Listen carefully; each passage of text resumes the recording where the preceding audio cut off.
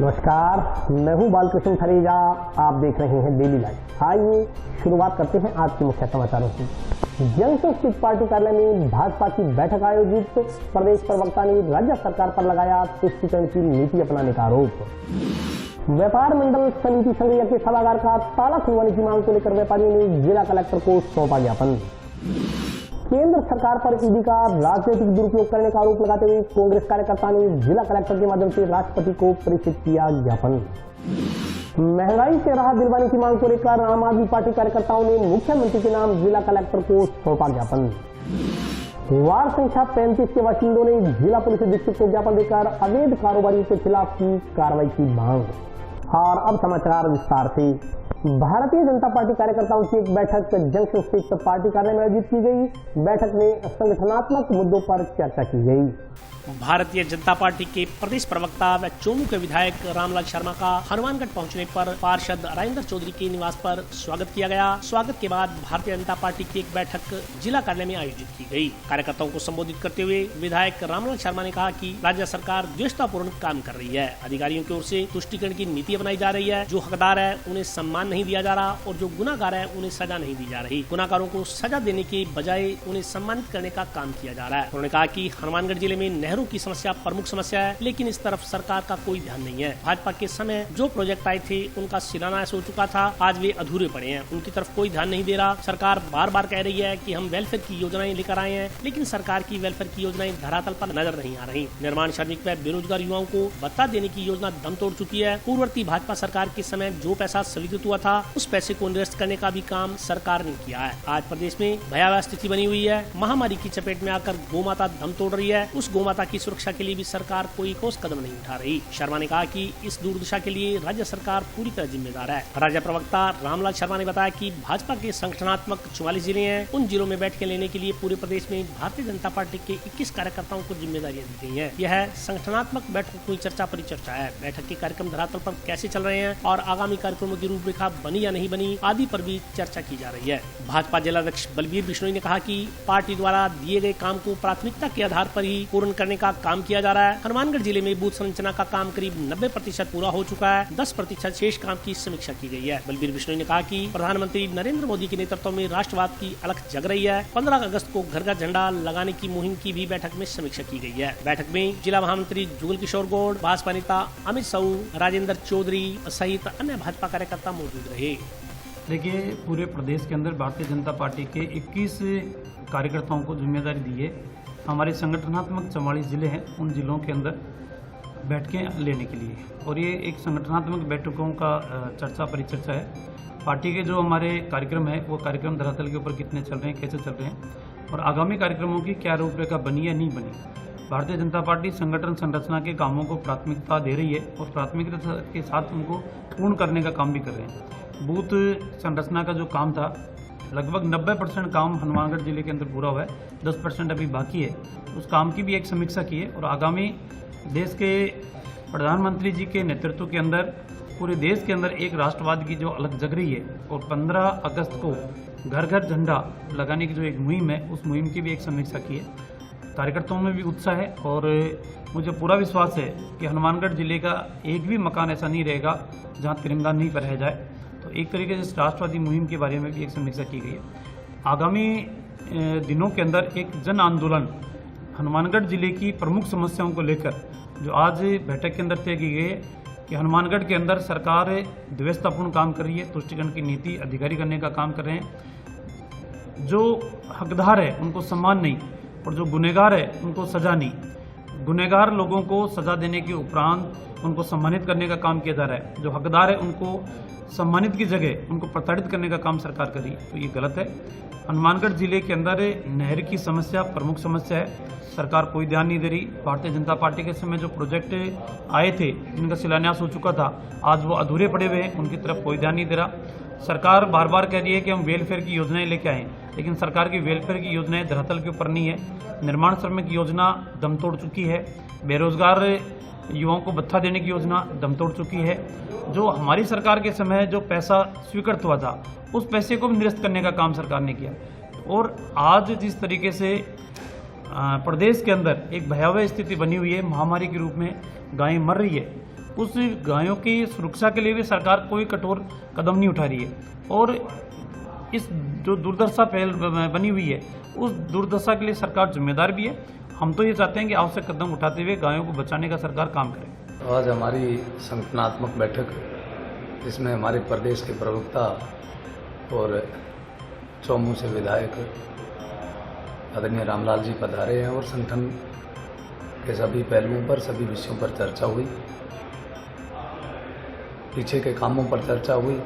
आगे काम जो पार्टी जो मुख्य रूप से वृक्षारोपण का काम तो पूरा हो रहा है, उसी के साथ साथ 13, 14, 15 को घर घर तिरंगा, क्योंकि प्रधानमंत्री जी ने एक लक्ष्य लिया है कि इस देश में राष्ट्रभक्ति की भावना जागृत हो, लोग राष्ट्र के प्रति समर्पित हों।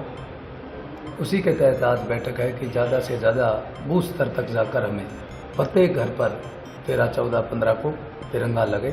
इसी कार्यक्रम में आज मुख्य रूप से जो इनके आने का उद्देश्य है, जो जिले से लेकर प्रत्येक बूथ तक, उसमें सभी चाहे संगठन के कार्यकर्ता हों, चाहे हमारे जनप्रतिनिधि, पूर्व जनप्रतिनिधि, सरपंच, पंचायत समिति सदस्य, जिला परिषद सदस्य और आमजन सबको साथ लेकर इस अभियान को सफल बनाएं, क्योंकि हमारी ये राष्ट्रीयता के भाव से जुड़ा हुआ एक कार्यक्रम है और निश्चित तौर पर यह कार्यक्रम भव्य और दिव्य कार्यक्रम होगा और सभी जगह हर घर तिरंगा लगेगा, ये ऐसा हमारा मानना है। आज चौमू विधायक और भारतीय जनता पार्टी के प्रदेश प्रवक्ता श्री रामलाल जी शर्मा का हनुमानगढ़ आगमन पर मेरे निवास स्थान पर स्वागत किया गया और संगठन पे इसके साथ साथ हमने संगठन पे भी चर्चा की और रामलाल जी को बधाई दी कि वो हमारे यहाँ पे हनुमानगढ़ और गंगानगर के जो बूथ विस्तारक योजना बनी है उसके प्रभारी हैं।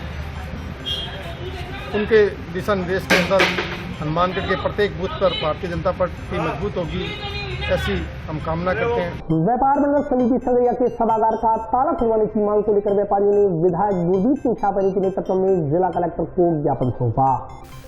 व्यापार मंडल समिति संग्रिया के सभागार का ताला खुलवाने की मांग को लेकर संग्रिया के व्यापारियों ने शुक्रवार को विधायक गुरदीप सिंह छापरी के नेतृत्व में जिला कलेक्टर को ज्ञापन सौंपा। इस दौरान संग्रिया विधायक गुरदीप सिंह छापरी ने बताया कि संग्रिया में व्यापार मंडल समिति व फूडग्रेन व्यापार समिति नाम से 2 संस्थाएं चल रही हैं। दोनों के अलग अलग अध्यक्ष व कमेटियां हैं। संग्रिया व्यापार मंडल समिति कार्यालय में एक सभागार बना हुआ है जो व्यापारियों सहित विभिन्न संगठनों के लिए सार्वजनिक तौर पर बैठक आदि करने के लिए काम में आता है, लेकिन पूर्व में बने हुए अध्यक्षों का व्यापार मंडल समिति के कार्यालयों पर कब्जा है। उन्होंने कहा कि कार्यालय की चाबी मार्केट कमेटी सचिव को मिले ताकि दोनों संस्थाओं में से किसी को कार्यक्रम बैठक करना है तो मार्केट कमेटी सचिव को एक दिन पहले अवगत करवाकर उनसे चाबी ले लें ताकि कोई किसी को असुविधा न हो। विधायक ने कहा कि एफसीआई की ओर से की गई गेहूं की समर्थन मूल्य पर खरीद के बाद दोनों संघों में विवाद बढ़ा। आड़त के चलते पिछले साल काफी विवाद हुआ था, इस कारण गेहूं का उठाव नहीं हो पाया था। उन्होंने आरोप लगाया कि एफसीआई की ओर से काफी गड़बड़ी की गई। आड़तियों की करीब 1.25 करोड़ रुपए की आड़त अभी भी बकाया है, इसके लिए भी प्रयास किए जा रहे हैं। संग्रिया फूडग्रेन व्यापार समिति के अध्यक्ष श्यामलाल सोमानी ने बताया कि पूर्व में संग्रिया में व्यापार मंडल नाम से एक संस्था थी। जब गेहूं का सीजन शुरू हुआ तो व्यापार मंडल समिति ने व्यापारियों के साथ छल किया, तब व्यापारियों के 2 संगठन बन गए। व्यापार मंडल कार्यालय के साथ व्यापारियों ने अपने रुपयों से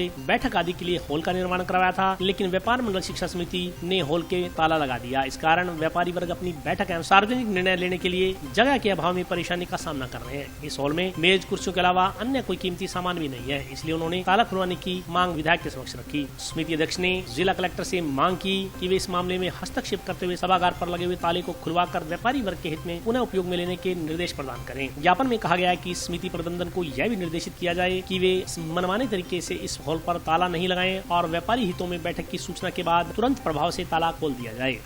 हमारे संग्रिया में एक व्यापार मंडल पहले होता था, जो गेहूं का सीजन चला उसके अंदर कृष्ण कुमार जैन ने व्यापारियों के साथ धोखाधड़ी की, उससे वो 2 हो गए। तो 2 होने के बाद भी जो व्यापार मंडल का दफ्तर है वो मार्केट कमेटी का है, चलो उससे किराया लेती है। उसके साथ जगह में जो हाल है वो व्यापारियों ने अपने पैसे से बनवाया कि जो भी मीटिंग करनी है और करनी है वो यहाँ करें, पर कृष्ण कुमार जैन ने उसके भी ताला लगा रखा है, कोई व्यापारी को नहीं बढ़ने देता। तो हम विधायक साहब से यही किए कि वो ताला खुलवाएं आप। कैसे करके, और सब मीटिंग उसमें कलेक्टर साहब ने कहा है कि उसकी चाबी अब मार्केट कमेटी के सेक्रेटरी के पास रहेगी। जिसको मीटिंग करनी है वो एक दिन पहले एप्लीकेशन दे। विवाद तो खत्म नहीं है, ये अब चुनाव होने वाले हैं नवंबर में, उस चुनाव में हो जाएगा फैसला। समस्या वहाँ मेरे संगरी के अंदर जो व्यापार मंडल बना हुआ उसके 2 व्यापार संघ और व्यापार मंडल के नाम से 2 बने हुए हैं। अध्यक्ष अलग अलग हैं, कमेटियाँ अलग अलग हैं। तो जो पूर्व में पहले अध्यक्ष बने हुए हैं उनके पास उनका कब्जा था और ऑफिस का और जो मीटिंग हॉल है उसका। तो कलेक्टर साहब से ये निवेदन करने के लिए आए थे उसकी जो चाबी है वो हमारे मंडी सेक्रेटरी को मिल जाए, ताकि दोनों ही संघ जो दोनों व्यापार मंडल हैं जो अपने अपनी जब भी इन कार्यक्रम करना, कोई मीटिंग करनी है तो मंडी सेक्रेटरी से चाबी लेकर उसको एक दिन पहले सूचित कर देंगे कि हमने मीटिंग करनी है। चाहे वो दूसरा करें चाहे ये करें, उसमें असुविधा ना हो, सुविधा बनी चाहिए, इसलिए कलेक्टर साहब से मिलने के लिए। विवाद तो वहाँ मेन तो FC की जो खरीद हुई है कणक की, उसके बाद विवाद बढ़ा है। आड़त का चक्कर है, वहाँ काफ़ी विवाद हुआ था पिछले साल। कणक भी उठने वाली रहेगी थी, कणक खराब भी बरसात के कारण बहुत हो गई थी और FC ने भी उसके अंदर काफ़ी गड़बड़ की और आड़तियों की अभी तक 1.25 करोड़ रुपया आड़त अभी तक खड़ी है, अभी तक नहीं मिली इनको, उसके लिए भी कोशिश कर रहे हैं। केंद्र सरकार पर ईडी का राजनीतिक दुरुपयोग कर कांग्रेस कार्यकर्ताओं के खिलाफ झूठे मुकदमे बनाने का आरोप लगाते हुए कांग्रेस कार्यकर्ताओं ने जिला कलेक्टर के माध्यम से राष्ट्रपति को ज्ञापन प्रेषित किया।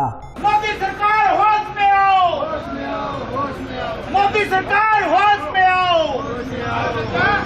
कांग्रेस पार्टी केंद्र सरकार पर प्रवर्तन निदेशालय का राजनीतिक दुरुपयोग कर कांग्रेस कार्यकर्ताओं के खिलाफ झूठे मुकदमे दर्ज कर उन्हें तंग परेशान करने का आरोप लगाते हुए कांग्रेस कार्यकर्ताओं ने शुक्रवार को जिला कलेक्टर को राष्ट्रपति के नाम ज्ञापन सौंपा। कार्यकर्ताओं ने जिला कलेक्ट्रेट परिसर में एकत्रित होकर रोष प्रदर्शन करते हुए नारेबाजी की। इस मौके पर कांग्रेस कार्यकर्ताओं ने आरोप लगाया कि केंद्र की वर्तमान सरकार केंद्रीय एजेंसियों को दबाव में लेकर मनमर्जी से उसका दुरुपयोग कर रही है। चाहे ईडी हो या CBI हो, सभी केंद्रीय एजेंसियों को केंद्र सरकार की ओर से अपने राजनीतिक उद्देश्यों की पूर्ति के लिए दुरुपयोग किया जा रहा है। इसी क्रम में केंद्र सरकार राजनीतिक रंजिश पूर्वक श्रीमती सोनिया गांधी एवं राहुल गांधी को राजनीतिक रूप से कमजोर करने के उद्देश्य से झूठे मुकदमे बना रही है। अगर इसी प्रकार केंद्रीय एजेंसियों का दुरुपयोग होता रहा तो भारतीय लोकतंत्र खतरे में आ जाएगा, देश में अराजकता बढ़ेगी। उन्होंने आरोप लगाया कि भाजपा सरकार जगह जगह हिंदू मुस्लिम झगड़े करवाकर अपने राजनीतिक वोटों के फायदे के लिए देश में अराजकता उत्पन्न कर रही है। प्रमुख संवैधानिक पदों पर बैठे हुए लोगों को डराया धमकाया जा रहा है, यहाँ तक कि न्यायाधीशों के फोन कॉल भी रिकॉर्ड किए जा रहे हैं। भाजपा की IT सेल की ओर से डमी और फर्जी वीडियो बनाकर देश में सांप्रदायिक दंगे करवाए जा रहे हैं। उन्होंने राष्ट्रपति से मांग की कि संवैधानिक शक्तियों का प्रयोग करते हुए ईडी सहित अन्य केंद्रीय एजेंसियों के दुरुपयोग पर रोक लगाई जाए। इस मौके पर करमजीत मान, दीदार सिंह, रघुवीर सिंह, सुखप्रीत सिंह, कुलदीप सिंह, स्वर्ण सिंह, दलीप सिंह, नवदीप सिंह आदि मौजूद थे। इस प्रकार से पूरे राष्ट्र के अंदर कांग्रेस एक विरोध प्रदर्शन कर रही है पूरे राजस्थान में, और यहाँ भी करना था, परंतु धारा 144 की वजह से बहुत से लोग कांग्रेसी आ नहीं पाए। हमारा विरोध ये है कि जिस प्रकार से केंद्र सरकार जिस प्रकार से एक पार्टी विशेष को एक मुद्दा बना के, जैसे सोनिया और राहुल गांधी को इनको मुद्दा बना के, जिस प्रकार से ईडी का और जिस प्रकार से CBI का इनका भय दिखा के कांग्रेस के अंदर एक अविश्वास की पैदा कर रहे हैं। हमारा विरोध इसलिए राष्ट्रपति को कलेक्टर साहब के माध्यम से ज्ञापन दिया है कि भाई इनके खिलाफ इस प्रकार से इस मतलब सत्ता विरोधी दुरुपयोग करना ये ही गैर कानूनी है और इस प्रकार से एक भय का माहौल बनाया जा रहा है एक समाज के अंदर, एक पार्टी के विशेष के खिलाफ, जो व्यक्ति विशेष के तौर पे कर रहे हैं। आज BJP वालों के खिलाफ सैकड़ों BJP वालों के खिलाफ थे, उनके खिलाफ किसी के बारे ईडी और नहीं हो रहा, तो कांग्रेस के और ये विपक्षी पार्टियों के क्यों हो रहा है? हमारा निवेदन था, आज राष्ट्रपति को ज्ञापन दिया है कलेक्टर साहब के माध्यम से, इस प्रकार से ये जिस प्रकार ईडी को एक मुद्दा बना के और उनको प्रयास कर रहे हैं, उनको ब्लैकमेलिंग करने का, धमकाने का, और आने वाले 2024 का इलेक्शन एक पर्टिकुलर लेके उस मुद्दा बना रहे हैं, इसका विरोध की मांग कलेक्टर साहब को ज्ञापन दे रहे हैं। आज अपने आपको पता है पूरे देश में आज कांग्रेस जिलों पे धरना दे रही है, वो इस बात का विरोध कर रही है कि पहले तो इन्होंने 2-3 दिन तो पहले राहुल गांधी से इन्होंने ईडी ने पूछा, फिर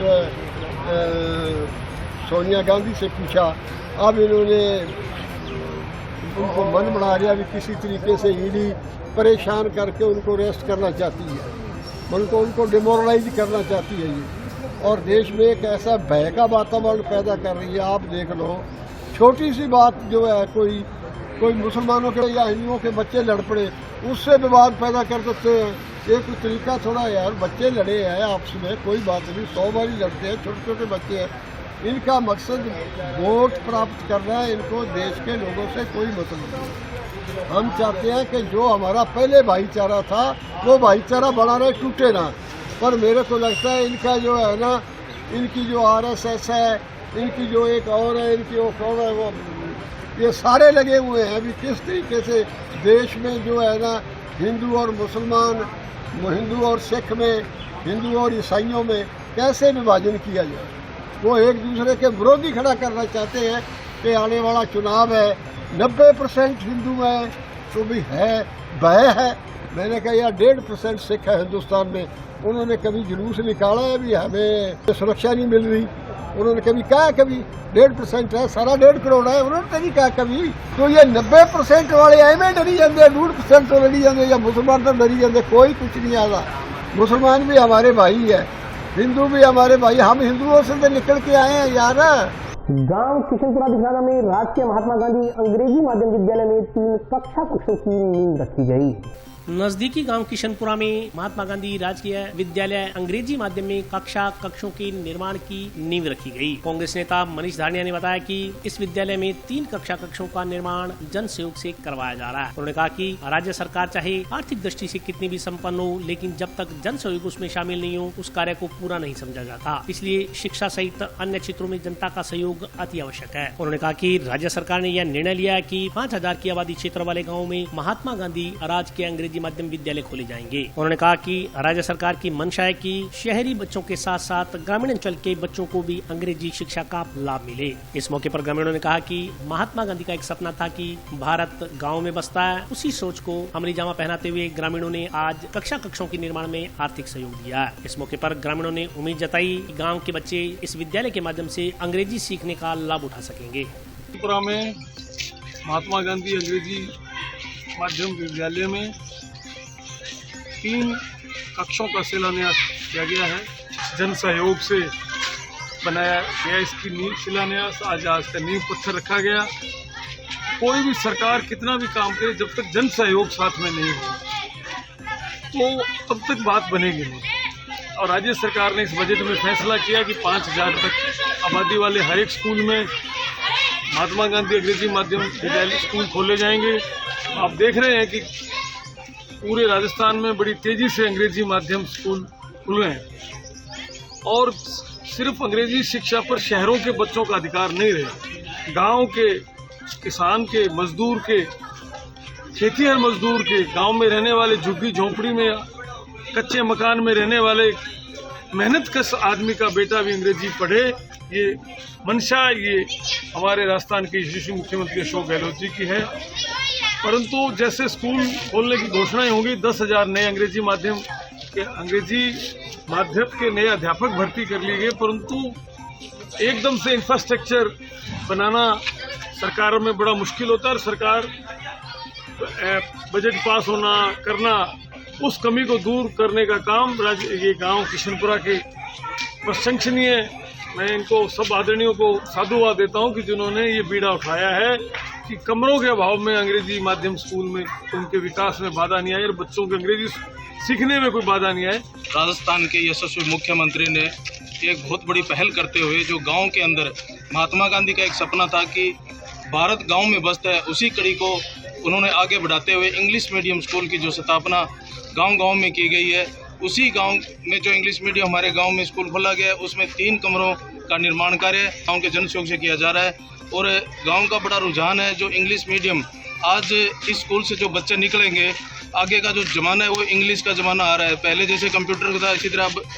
इंग्लिश का आ रहा है। तो यहाँ से जितने भी बच्चे निकलेंगे, आगे जाने का आगे भविष्य उनका, इसलिए हम चाहते हैं कि गाँव का बड़ा रुझान है और स्कूल बड़ा प्रगति की ओर बढ़ रहा है। आज हमारे विद्यालय में 3 कक्षों का शिलान्यास था, तो उसके लिए समस्त ग्रामवासियों का और हमारे जो मामाशाह हैं उनको हार्दिक धन्यवाद देती हूँ, क्योंकि विद्यालय जो है वो हमारे भारत के मंदिर है मानने से, और इसके जो विद्यालय में सहयोग कर रहे हैं तो वो भारत के निर्माण में सहयोग कर रहे हैं। तो हमारी तरफ से, मेरी तरफ से भी और पूरे शिक्षा विभाग की तरफ से भी हमारे मामाशाहों को और जो भी पधारे हुए सज्जन हैं, जो भी जन सहयोग आ रहा है गाँव से, सबको हमारी तरफ से। और अभी वक्त का हाजिर होता हूँ छोटे से ब्रेक के बाद।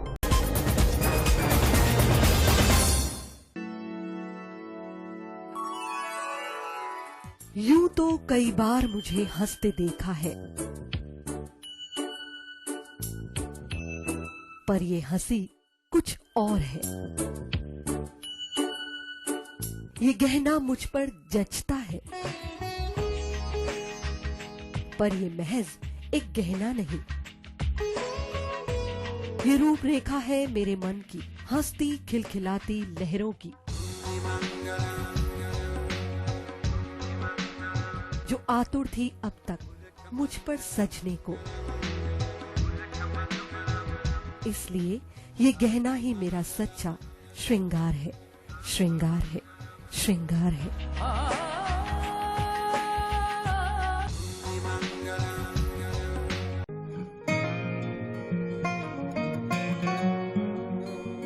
बेटा सतीश, देख बेटा, बिजली का बिल आया है, कोई छूट भी मिली है क्या? बजट में तो मुख्यमंत्री जी छूट देने के लिए बोल रहे थे। अरे हाँ माँ, इसमें तो 750 रुपए कम करके आए हैं। अरे वाह, धन्यवाद मुख्यमंत्री जी। सिर्फ आपको ही नहीं, प्रदेश में ये छूट किसी न किसी रूप में सभी को मिल रही है। 100 यूनिट तक बिजली उपभोग करने वाले उपभोक्ताओं को 50 यूनिट भुगतान तक की छूट, 150 यूनिट तक वाले उपभोक्ताओं को 3 रुपए प्रति यूनिट और 150 से 300 यूनिट तक उपभोग करने वाले उपभोक्ताओं को 2 रुपए प्रति यूनिट की छूट दी जा रही है। याद रहे, बिजली की बचत ही बिजली का उत्पादन है।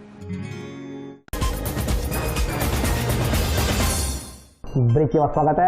आइए नजर डालते हैं अगले समाचारों पर। महंगाई से राहत दिलवाने की मांग को लेकर आम आदमी पार्टी कार्यकर्ताओं ने शुक्रवार को मुख्यमंत्री के नाम जिला कलेक्टर को ज्ञापन सौंपा।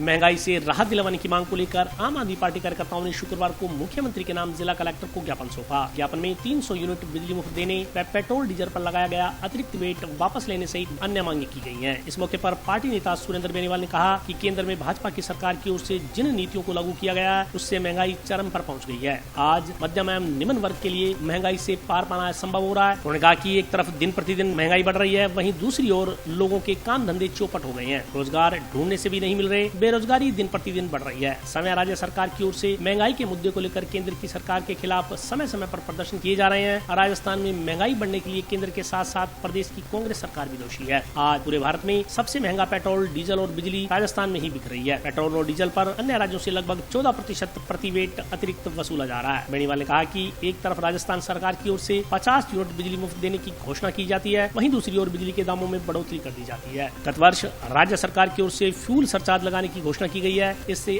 आम उपभोक्ता पीड़ित होगा। उन्होंने कहा कि राजस्थान में जब जब कांग्रेस का शासन आया तब तब बिजली के दामों में बढ़ोतरी हुई है। आज राजस्थान पूरे देश में सबसे महंगी बिजली अपने उपभोक्ताओं को उपलब्ध करवा रहा है, इससे आमजन बुरी तरह प्रभावित है। उन्होंने कहा कि लॉकडाउन की अवधि के दौरान भी राज्य सरकार ने बिजली की दरों में भारी बढ़ोतरी की थी। आज हर आदमी महंगाई से त्रस्त है। उन्होंने मांग की कि आम लोगों को महंगाई से राहत दिलाने के लिए बिजली बिलों में शामिल विभिन्न प्रकार के अनावश्यक चार्जेज हटाकर बिजली दरों में कमी की जाए। ज्ञापन देने वालों में गुलशन सोनी, अमर सिंह, स्वर्ण कुमार, राजकुमार, शिवा वर्मा, विनोद कुमार, अशोक कुमार, राकेश कुमार, हरपोल सिंह सहित अन्य कार्यकर्ता भी मौजूद रहे।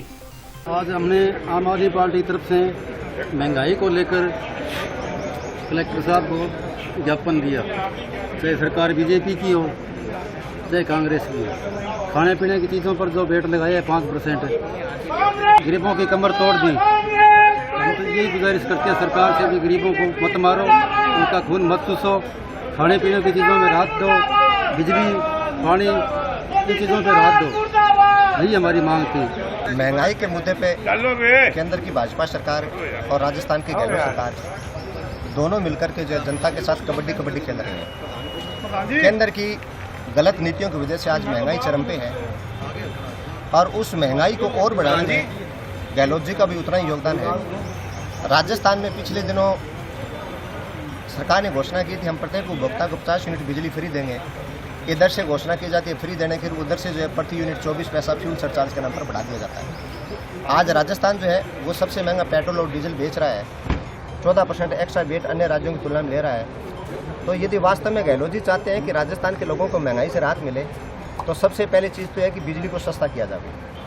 दूसरी चीज़ ये है कि जो फ्यूल सरचार्ज के नाम पर अभी हाल ही में जो 24 पैसा पर यूनिट बढ़ाया गया है उसको वापस किया जाए।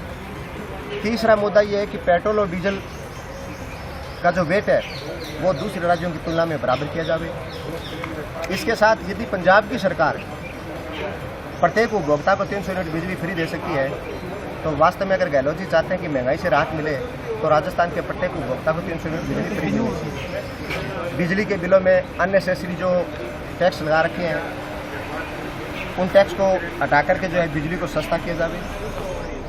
और काश्तकारों को पंजाब में जिस तरीके से बिजली फ्री दी जा रही है सिंचाई के लिए, उसी तरीके से राजस्थान के काश्तकारों को जो है वो बिजली सिंचाई पाने के लिए फ्री दी जाए। और हमारी आज ये मांग है कि वास्तव में अगर गहलोत जी चाहते हैं कि राजस्थान की जनता को महंगाई से राहत मिले, तो गहलोत जी को खुद चल करके आगे कदम बढ़ाना होगा। क्योंकि गहलोत जी महंगाई के नाम पर बीजेपी का तो विरोध कर रहे हैं, लेकिन खुद की सरकार के द्वारा जो लोगों पे बोझ डाले जा रहे हैं, आर्थिक भार डाला जा रहा है, उसको घटाने का प्रयास नहीं कर रहे। डिग्गी निर्माण की फाइल पास करवाने की एवज में 15,000 रुपए की रिश्वत लेते पकड़े गए ग्राम पंचायत मनवानी के कृषि पर्यवेक्षक ने पैसे के लिए इलाके के कुछ अन्य किसानों से भी संपर्क किया था। यह जानकारी एसीबी के निरीक्षक सुभाष चंद्र ने दी। डिग्गी निर्माण की फाइल पास करवाने की एवज में 15,000 रुपए की रिश्वत लेते पकड़े गए पंचायत समिति मलवानी के कृषि पर्यवेक्षक ने इलाके में कुछ अन्य किसानों से भी संपर्क किया था। उसने मलवानी क्षेत्र में स्वीकृत अन्य डिग्गियों की फाइल पास करवाने की एवज में संबंधित किसानों से रिश्वत राशि की मांग तो की थी, लेकिन किसी से रिश्वत नहीं ले पाया था। यह जानकारी एसीबी की ओर से अन्य किसानों से पूछताछ के बाद सामने आई है। पूछताछ में अन्य किसानों ने एसीबी को जानकारी दी कि आरोपी कृषि पर्यवेक्षक का उससे रुपयों का लेन देन नहीं हुआ था। एसीबी हनुमानगढ़ के पुलिस निरीक्षक सुभाष चंद्र ने बताया कि आरोपी कृषि पर्यवेक्षक दयाराम पुत्र रामेश्वर निवासी ग्राम बरवाली तहसील नोहर भूतपूर्व सैनिक था। वह 2002 में सेवानिवृत्त हुआ था, जो 2005 में कृषि पर्यवेक्षक के पद पर तैनात हो गया। उन्होंने बताया कि शुक्रवार को आरोपी को एसीबी कोर्ट श्रीगंगानगर में पेश कर न्यायिक परीक्षा में जेल भेज दिया गया। कल दयाराम जो कृषि पर्यवेक्षक है, उसको हमने रिश्वत लेते हुए रंगे हाथ ट्रैप किया था। उसके संबंधित जो आसपास से और पूछताछ की थी, उसने जो अन्य इलाके में जो डिग्गियाँ हुई थी उनसे भी पैसे के लिए संपर्क किया था। इस तरह के परिवादियों से सुना है, लेकिन किसी का कोई लेन देन उस वक्त तक नहीं हुआ था। उसके अलावा ये दयाराम है जो भूतपूर्व एक्समैन है, 2002 में रिटायर हो गया था, लेकिन 2005 में ये वापस सर्विस में राजस्थान के कृषि पर्यवेक्षक के रूप में तैनात है। आज इसको हम माननीय न्यायालय में पेश करेंगे, उसको जैसी करवाएंगे। वार्ड संख्या 35 के बाशिंदों ने जिला पुलिस अधीक्षक को ज्ञापन देकर अवैध कारोबारी के खिलाफ कार्रवाई करने की मांग की है। अवैध नशे का कारोबार बंद करना पड़ेगा, अवैध कारोबार का धंधा बंद करना पड़ेगा, नशीली दवाइयाँ बंद करनी पड़ेगी। वार्ड नंबर 35 के बाशिंदों ने जिला पुलिस अधीक्षक को ज्ञापन देकर वार्ड में बिक रही अवैध शराब व नशीले पदार्थों के कारोबारियों के खिलाफ कार्रवाई करने की मांग की है। ज्ञापन में कहा गया है कि कुछ लोग दुर्गा माता मंदिर के नजदीक अवैध शराब बेचने तथा वेश्यावृत्ति का धंधा करवा रहे हैं। उक्त अड्डों पर आपराधिक किस्म के लोग आते हैं एवं नशा कर राहगीरों से छीना झपटी तथा लूटपाट का काम करते हैं। इसके अलावा मंदिर में श्रद्धालुओं को आने जाने में परेशानी हो रही है। ज्ञापन के अनुसार उक्त धंधा करने वाली एक महिला के खिलाफ वार्ड नंबर 34-35 के निवासियों ने टाउन थाने में दिनांक 4/8/22 को प्रार्थना पत्र दिया था, लेकिन उसके खिलाफ अभी तक कोई कार्रवाई नहीं हुई। ज्ञापन के अनुसार उल्टा हुआ ये कि शेर खान नामक युवक पर छेड़छाड़ का मुकदमा दर्ज करवा दिया गया। ज्ञापन में आरोप लगाया गया है कि अवैध धंधा करने वाली उक्त महिला के खिलाफ जब भी वार्डवासी कार्रवाई करवाना चाहते हैं, वह उल्टा मुकदमे में फंसाने की धमकी देती है। ज्ञापन में उक्त महिला के खिलाफ शीघ्र अतिशीघ्र कानूनी कार्रवाई करने की मांग की गई है। ज्ञापन देने वालों में वार्डवासियों के अलावा महकमा नेता सुरेंद्र शर्मा भी मौजूद रहे। हमारा वार्ड नंबर 35 है, 34 और 35 के बीच में, तो वहाँ पर दारू बेचती है और जब हम आवाज़ उठाते हैं तो हमारे को बहुत परेशान कर रखा है कि हमारा बाहर निकलना भी दुर्लभ हो गया, हम निकल भी नहीं सकते। और नशा वो ऐसा बेचती है, चिट्टा है, गोली है, दारू है, सभी तरह के वो नशे बेचती है और वेश्यावृत्ति भी करती है खुले आम सर यहाँ। और जो आवाज़ उठाता है तो कहते हैं मोहल्ले पे हम सबको उठवा देंगे यहाँ से। और हमारे एक पड़ोसी पे भी इल्जाम लगाया, उसने महिला थाने में केस करवाया है, कह रही है कि ऐसा करता है, क्योंकि वो कह रही है कि अब आप बोलोगे नहीं, अगर बोलेगे उस बंदे का हम नाम लिखा देंगे। वो झूठे से इल्जाम लगाती रहती है वो सभी पर। हमारी यही है कि भाई वहाँ से उसको उठाया जाए और यह धंधा बंद कराया जाए। हम धरना देंगे, धरना प्रदर्शन शुरू करेंगे। हम लोगों को बहुत परेशान करती है, दारू बेचती है और नशाभर्ती करती है और वेश्यावृत्ति चलती है। इल्जाम लगाती है मेरे पति के ऊपर कि नंगा फिरता है छत पे है, और बीवी बच्चे वाला इंसान क्या फिर सकता है क्या? कोई नहीं फिरता, लेकिन वो औरत कुल मिला के सारे मोहल्ले को खराब कर रखे। हम लोग उससे बहुत ज़्यादा परेशान हैं और आप इस बात पे कार्रवाई करी जाए। हम लोग कुछ नहीं करते हैं, वो दारू बेचती अपना जुल्म छुपाने के लिए वो लगाती है इल्जाम। आवाज़ उठाते हैं तो वो दबाने के लिए तो लगा रही है इल्जाम कि अगर ये उठाएंगे तो हम इन पे इल्जाम लगाएंगे, ये इज्जत वाले हैं तो ये पीछे हट जाएंगे। तो हम लोग पीछे हटने वाले वैसे थोड़ी ना है जो हट जाएंगे पीछे। में रहना है हमको, हमारा घर है, हम तो रहेंगे बराबर, अपना घर बेच के थोड़ी ना जाएंगे। वो धमकी देती है घर बेच के चले जाओ उधर से, तो हम लोग क्यों चले जाए? हमारी बेटी है साहब, दारू बेच वो जो पीते हैं, वो जो खड़े रहते हैं ना, हम लोग को निकलने भी नहीं देते हैं। उल्टा उल्टा बोलते हैं, हम लोग सुनते हैं उस बात को। हम लोग को बच्चों पे क्या असर बैठेगा इसका, तो आप कार्रवाई करिए इसकी जल्द से जल्द। आज हम सिकलीगढ़ मोहल्ले से काफ़ी लोग, जनता हमारी यहाँ आई है, वहाँ पे लगातार वेश्यावृत्ति, नशावृत्ति आज से नहीं बहुत सालों से चल रहा है, लेकिन बीच में कुछ सुधार हुआ। हमने बार बार प्रदर्शन किए, टाउन थाने को घेरा, मीडिया के माध्यम से हमने बहुत ज्ञापन दिए। उस ज्ञापन की वजह से हमारा ये असर रहा, हमारा लगातार आंदोलन का ये असर रहा कि एक बार सारा मामला बंद हो गया।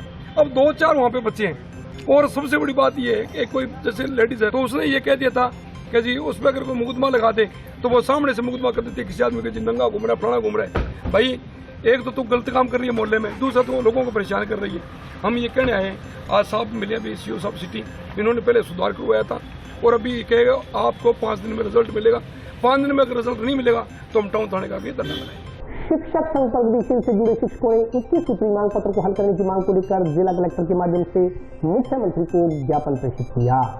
राजस्थान शिक्षक संघ परिषद जिंदाबाद जिंदाबाद जिंदाबाद, शिक्षक एकता जिंदाबाद जिंदाबाद जिंदाबाद, ट्रांसफर पॉलिसी लागू करो लागू करो लागू करो, ट्रांसफर पॉलिसी लागू करो लागू करो लागू करो। राजस्थान शिक्षक संघ प्रगतिशील ने जिला कलेक्टर के माध्यम से मुख्यमंत्री को ज्ञापन प्रेषित किया। शिक्षक संघ के नेताओं ने कहा कि ज्ञापन के अनुसार सन 2018 में सरकार के गठन के समय राज्य सरकार ने शिक्षकों से बहुत से वायदे किए थे, मगर उन वायदों को आज तक पूरा नहीं किया गया। ज्ञापन के अनुसार उस दौरान सभी शिक्षकों के लिए एक पारदर्शी नीति बनाते हुए उन्हें राहत पहुँचाने की बात कही गई थी, मगर सरकार उस पर खरी नहीं उतरी। ज्ञापन में मांग की गई है कि तमाम शिक्षकों की यह मांग है कि राज्य सरकार ने अपने घोषणा पत्र में जो वायदे किए थे उन्हें पूरा किया जाए। उन्होंने कहा कि सरकार ने संविदा पर कर्मचारी रखे हैं, उन्हें अन्य कर्मचारियों की तरह उतना ही काम करना पड़ता है, इसलिए समान वेतन समान काम की नीति अपनाते हुए उनका वेतन बढ़ाया जाए। उन्होंने कहा कि आज दिए गए ज्ञापन में 21 मांगे हैं जिन्हें सरकार से पूरा करने की मांग की गई है। आज राजस्थान शिक्षक संघ प्रगतिशील की ओर से प्रदेश व्यापी आह्वान के ऊपर 21 सूत्री मांगों को लेकर के हमारा ये ज्ञापन का कार्यक्रम है। और 2018 के अंदर जब राज्य सरकार ने अपने जन घोषणा पत्र के अंदर जो बातें कही थी, खास करके सभी संवर्गों के अध्यापकों को जो एक पारदर्शी नीति बनाने की जो हमारी मांग रही है, आज तक 4 वर्ष बीत जाने के बाद ने उस पर कोई अमली जामा नहीं पहनाया। हमारी ये सरकार से मांग है कि अपने जन घोषणा पत्र के उन मुद्दों को लागू करें ताकि जो है कर्मचारी आंदोलन की राह ना पकड़े और एक अच्छा रास्ता जो निकल करके आए। दूसरी बात, जो संविदा कर्मी हैं जिनकी जो न्यूनतम समान काम समान वेतन की जो हमारी मांग है कि कम से कम संविदा कर्मियों को जो 25,000 का जो मानदेय जो दिया जाना चाहिए, इसके अलावा 50% जो नए वाइस प्रिंसिपल के जो पद हैं उनको सीधी भर्ती से और प्रमोशन से अलग अलग 50% लिए जाने चाहिए। इस तरह की जो हमारी 21 सूत्री मांगों को लेकर के आज हम ज्ञापन देने के लिए यहाँ पर उपस्थित हुए हैं। आज हम राजस्थान शिक्षक संघ प्रगतिशील तृतीय श्रेणी अध्यापकों के स्थानांतरण नीति लागू करने 21 सूत्रीय मांग पत्र प्रदेश कार्यकारिणी के आह्वान पर कि जब सरकार ने अपना चुनावी वादा बनाया था उस वक्त ये उन्हें घोषणा की थी सरकार ने कि सरकार आने के बाद समस्त मांगे शिक्षकों की पूरी कर दी जाएगी, लेकिन समय रहते सरकार के 4 वर्ष पूरे होने को जा रहे हैं, लेकिन सरकार भाई ढोलमुल नीति अपना रही है। इसलिए न कोई सरकार तृतीय श्रेणी से रोजाना नीति बनाओ नीति लागू करने की बात करे, लेकिन अभी उनकी नीति बनकर तैयार नहीं हुई है। सरकार के 4 वर्ष पूरे हो रहे हैं, अगर समय रहते सरकार नहीं चाहती, शिक्षकों के ट्रांसफर नहीं किए और हमारा 21 सूत्रीय मांग पत्र का लागू नहीं किया तो राजस्थान शिक्षक संघ प्रगतिशील पूरे प्रदेश के अंदर आंदोलन करेगा, जिसकी जिम्मेदारी पूर्ण राज्य सरकार की होगी। और आज के लिए बस इतना ही, कल फिर हाजिर होता हूँ नए समाचारों के साथ, तब तक के लिए नमस्कार।